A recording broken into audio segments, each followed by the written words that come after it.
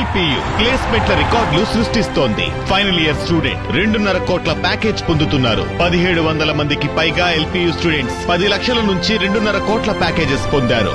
విద్యా విప్లవం ప్రారంభమైంది లవ్లీ ప్రొఫెషనల్ యూనివర్సిటీలో. పేదలకు సంక్షేమం అందించిన వైఎస్ జగన్ గురించి కూటమి నేతలు ఇష్టారాజ్యంగా మాట్లాడుతున్నారని ఆగ్రహాన్ని వ్యక్తం చేశారు మాజీ మంత్రి వైఎస్ఆర్సీపీ కృష్ణా జిల్లా అధ్యక్షుడు పేర్ని నాని. రాష్ట్రంలో సైకోలు రాజ్యం వెళుతున్నారన్న ఆయన రెడ్ బుక్ పట్టుకుని పాలన చేసే వాళ్లు సైకోలు కాక ఇంకేంటన్నారు. జడ్పీ చైర్పర్సన్ హారిక పెట్టుకున్న కన్నీరు పచ్చ సైకోలందరినీ కుర్చీల నుంచి దింపేస్తున్నారు. మంత్రి కొల్లు రవీంద్ర అన్నం బదులు లిక్కర్ కమిషన్లు, ఇసుక, మట్టి తీసుకుంటున్నారని ఫైర్ అయ్యారు పేర్ని నాని.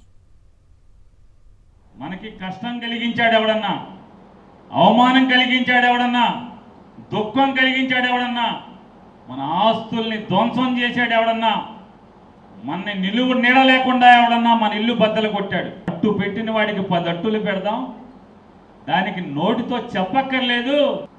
8వ తారీఖు మాట్లాడితే 12వ తారీఖున తెలుగుదేశం ప్రభుత్వం దాంట్లో ఆ వీడియోలో చిన్న మొక్క కట్ చేసి దాన్ని వాళ్ళు డబ్బులు ఇచ్చి పోషించేటువంటి ఛానల్స్ అన్నిట్లో పొద్దున్నుంచి రాత్రి దాకా నా బొమ్మ వేసుకుని ఆనందపడ్డారు. నేను ఏమీ అనకుండానే తెలుగుదేశం పార్టీ టీవీ ఛానల్స్ అన్నిట్లో కూడా నేను తల నరకమన్నానని, చీకట్లో నరికేసేయండి అని చెప్పి అన్నానని చేస్తున్నారు కదా.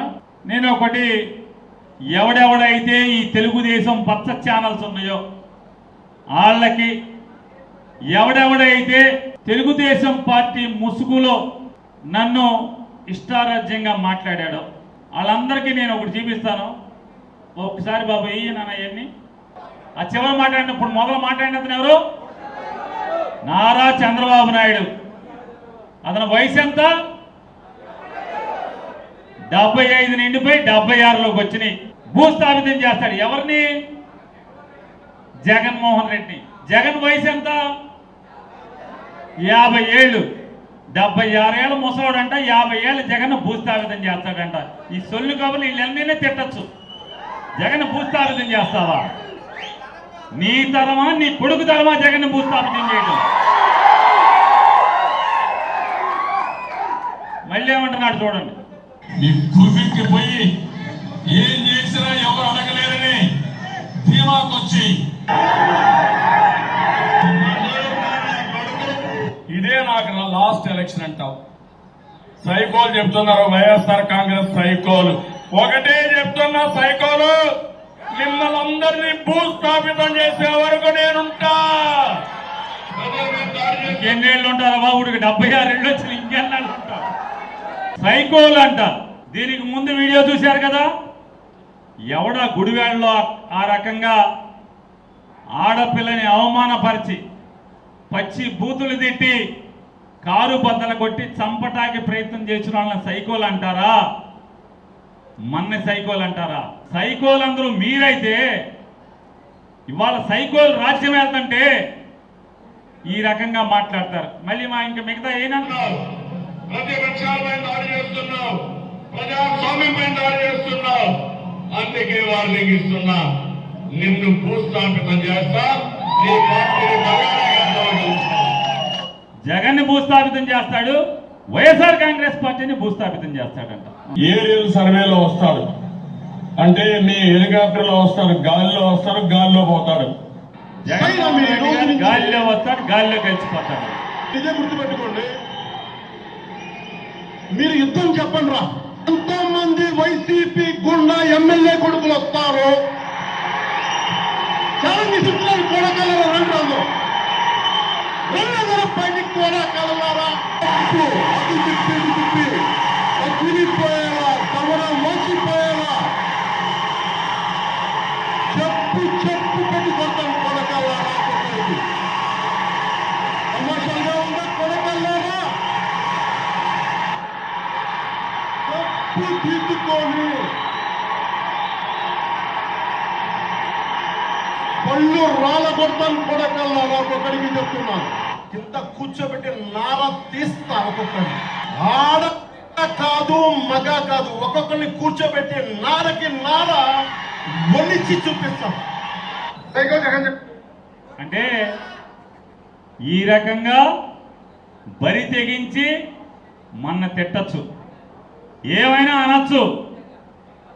ఏమయ్యారా వీడియోలు పెట్టండి రా రేపటి నుంచి, ఈ పెట్టండి ఈ వీడియోలు వేసి. అయ్యా మనం సైకోకి భయపడే బ్యాచ్ కాదు, ఆ సైకోలకి తోలు తీసే బ్యాచ్. వచ్చేది మేమే కడ్రాయర్తో గుడివాడలో ఊరేగింపు చేపించే బాధ్యత ఈ లోకేష్ తీసుకుంటారు. అతనేమంటాడు, సైకోలు అంట. మనం ఎర్ర బుక్కు రాసి ఈ రకంగా దుర్మార్గాలు చేస్తున్నాడు సైకోనా? జనానికి గొప్పగా పరిపాలించినాడు జగన్మోహన్ రెడ్డి సైకోనా? ఎవడు సైకో? అమ్ముడు పోనాడు లేడు ఎవరికి తెలుసు. ఆ డబ్బు పవర్ స్టిల్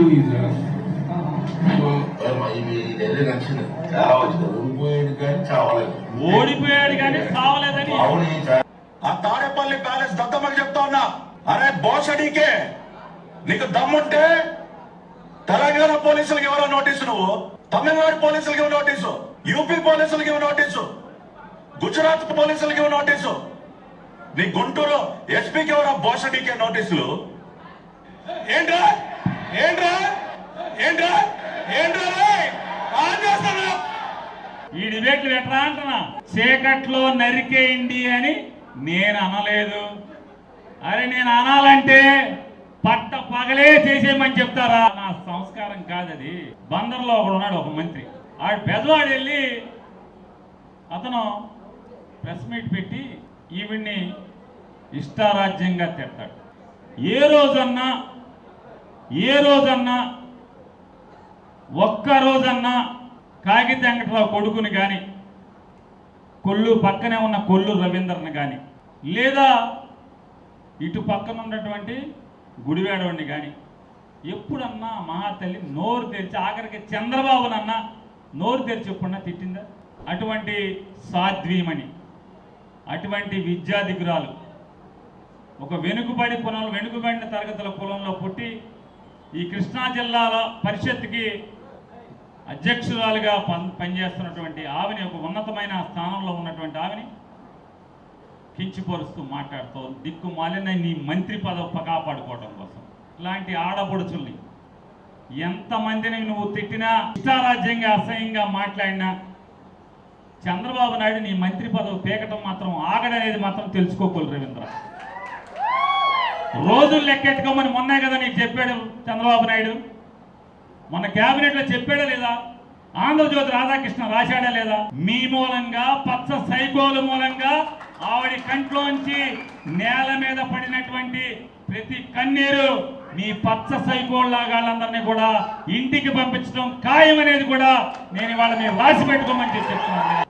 అన్నం తింటలేదా అని. ఓ రవీంద్ర, మేమందరం ఇక్కడ కూర్చున్నటువంటి ప్రతి జగన్ కుటుంబ సభ్యుడు అన్నమే తింటున్నారా బాబు, అన్నమే తింటున్నావు. కానీ నీ బతుకు నువ్వు అన్నం తింటల్లా, బ్రాందీ షాపులో పావలా వాటాలు తింటున్నావు, ప్రతి బెల్ట్ షాపులో సీసాకి రూపాయి తింటున్నావు, బందరు సముద్రం మొత్తంలో ఉన్నటువంటి సముద్రపు మట్టి అంతా తింటున్నావు, లంకపల్లి రేవులో ఉన్న గండ్రెసకంతా తింటున్నావు, నువ్వు అన్నం తింటల్లా.